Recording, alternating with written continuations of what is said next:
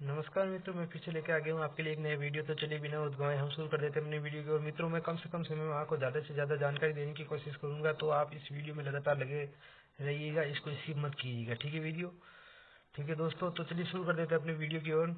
आपको स्क्रीन पर दिखाई दे रहा है, राजस्थान उच्च न्यायालय जोधपुर ने 18/12/2023 को सिस्टम असिस्टेंट की वैकेंसी निकाली गई है, जिसके अंतर्गत 230 वैकेंसी है। ठीक है मित्रों, जिसमें इसमें बताया गया है कि अगर आपका इसमें सिलेक्शन हो जाता है तो आपका 2 साल का प्रोविजनल में 18,500 प्रतिमाह होगा वेतन। ठीक है मित्रों, और 2 वर्ष जो प्रशिक्षण होगा आपका, उसके बाद आपको पे मेट्रिक लेवल 8 के अनुसार 28,300 से 83,500 तक का वेतन होगा। ठीक है मित्रों, इसकी वेबसाइट दी हुई है, नीचे देखिए आप www.hcraj.nic.in, इस वेबसाइट पर जाकर आप अपना फॉर्म भर सकते हो। ठीक है मित्रों, तो सबसे पहले मैं आपको इसमें बता देता हूँ इसके अंदर वैकेंसी किस कैटेगरी की कितनी आई हुई है। ठीक है मित्रों, तो चलिए हम शुरू कर देते हैं। इसमें बताया गया 230 वैकेंसी आई है, जिसमें अनरिजर्व यानी यूआर या जनरल कैटेगरी, जिसमें यूआर लिखा हुआ है यहाँ, इसका मतलब है यहाँ मेल की 50 वैकेंसी निकली है, फीमेल की 18, विधवा की 6, डिवोर्सी की 1, एक्स सर्विसमैन की 10।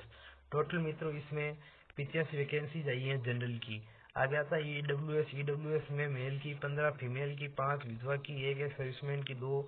टोटल ईडब्ल्यूएस में 23 वैकेंसी आई है। आगे चलते हैं ऐसी कैटेगरी में मेल की 22, फीमेल की 8, विधवा की 2, एक्स सर्विसमैन की 4। टोटल 36 वैकेंसी आई है। एसटी कैटेगरी में चलते हैं। एसटी कैटेगरी में मेल की 16, फीमेल की 7, विधवा की 1, एक्स सर्विसमैन की 3। टोटल एसटी कैटेगरी में 37 वैकेंसी है। आगे चलते हैं ओबीसी में, नॉन क्रीमी लेयर में, जिसमें ओबीसी मेल की 28, फीमेल की 11, विधवा की 3, एक्स सर्विसमैन की 6। टोटल 48 वैकेंसी आई है ओबीसी में। आगे चलते हैं एमबीसी में, नॉन क्रीमी लेयर में, जिसके अंतर्गत बताते हैं मेल की 7, फीमेल की 3 और एक्स सर्विसमैन की 1। टोटल 11 वैकेंसीज आई हुई है। ठीक है मित्रों, इसी के साथ आगे चलते हैं और आपको बताते हैं हॉरिजॉन्टल रिजर्वेशन में, जिसमें बी या एलवी कैटेगरी की 2, डी या एचएच कैटेगरी की 2, एलडी कैटेगरी की 2, ओटीज में या एमडी कैटेगरी की 3, ओएसपी कैटेगरी की 4 और टोटल 13 वैकेंसी निकली हुई है। ठीक है मित्रों, हॉरिजॉन्टल में। आगे हम आपको बताते हैं इसमें क्वालिफिकेशन। तो देखिए, थोड़ा स्क्रीन को बड़ा कर देते हैं, हम आपको दिखा रहे हैं।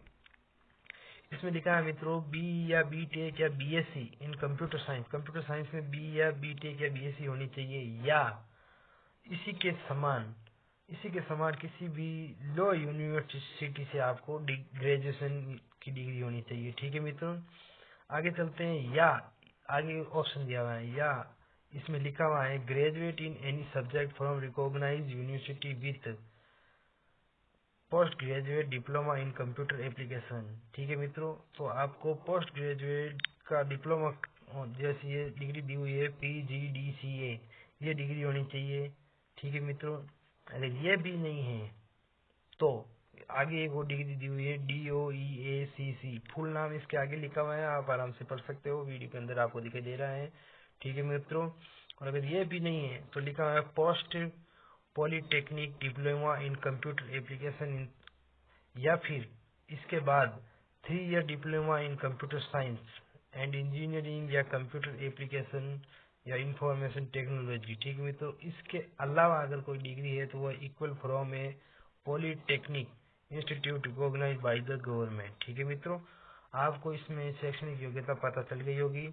अब आगे चलते हैं, आपको बताते हैं इसमें राष्ट्रीयता जैसे भारत का नागरिक, नेपाल का, भूटान का नागरिक हो सकता है। ठीक है मित्रों, एज लिमिट इसमें बताई गई है 1/1/2025 तक 18 या 40 साल होना चाहिए, न्यूनतम 18, अधिकतम 40।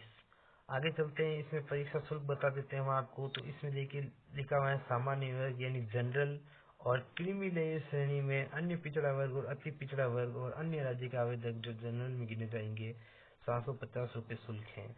अब राजस्थान राज्य के अन्य पिछड़ा वर्ग जो नॉन क्रीमी लेयर श्रेणी में आते हैं, अति पिछड़ा वर्ग के नॉन क्रीमी लेयर और आर्थिक रूप से यानी ईडब्ल्यूएस वाले 600 रुपये चालान देंगे।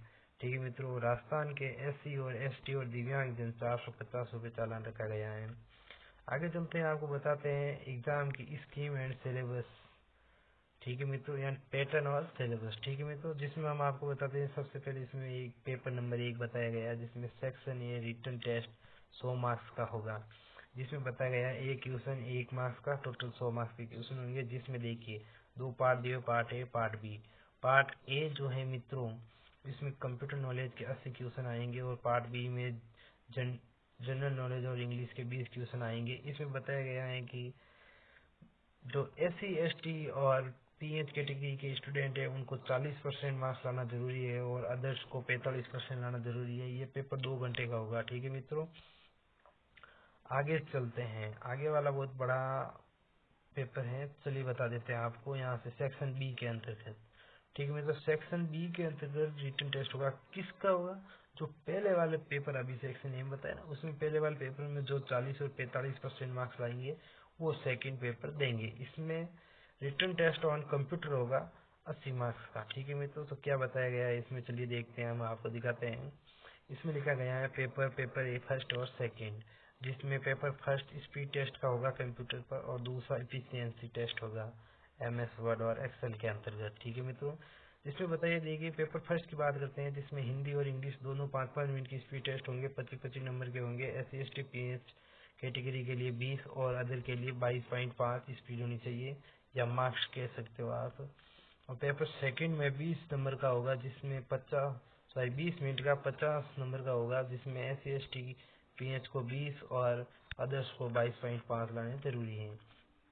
ठीक है मित्रों, अब इसमें बड़ी बात यह है कि यहाँ कौन सा लिखा हुआ है, जैसे इंग्लिश के अंतर्गत अगर आपकी टाइपिंग टेस्ट हो तो यहाँ लिखा हुआ है the font of computer test shall be Kruti Dev, यानी हिंदी में कुर्ती देव वाला होगा, एंड कैलवरी इंग्लिश के अंतर्गत होगा। ठीक है मित्रों, इसमें बाकी नीचे दिया हुआ है, जैसे MS एक्सेल में क्या होगा, प्रोग्राम पेज कैसे होंगे, फॉर्मूले लगाने उस प्रकार से। ठीक है मित्रों, आगे चलते हैं। सेक्शन थर्ड होगा जो इंटरव्यू का होगा 20 मार्क्स का। उसके अंतर्गत वही होंगे जो कि इस पीछे वाले रिटर्न एग्जाम के अंतर्गत यही 40 और 45% मार्क्स लेके आएंगे। ठीक है मित्रों, इसी के आगे हम चलते हैं और आपको बताते हैं आवेदन करने की समय सीमा। ऑनलाइन आवेदन करने की समय सीमा दी हुई है 4/1/24 से 3/2/24 तक। ठीक है मित्रों, आप इस बीच कर सकते हो, यानी जनवरी से शुरू होगी और फरवरी तक चलेगी। शुल्क जमा कराने की एक तारीख होती है, कुछ खास नहीं होती मित्रों। तो अगर आपको ये वीडियो अच्छा लगा हो तो इसे लाइक शेयर और सब्सक्राइब जरूर करें दोस्तों। धन्यवाद।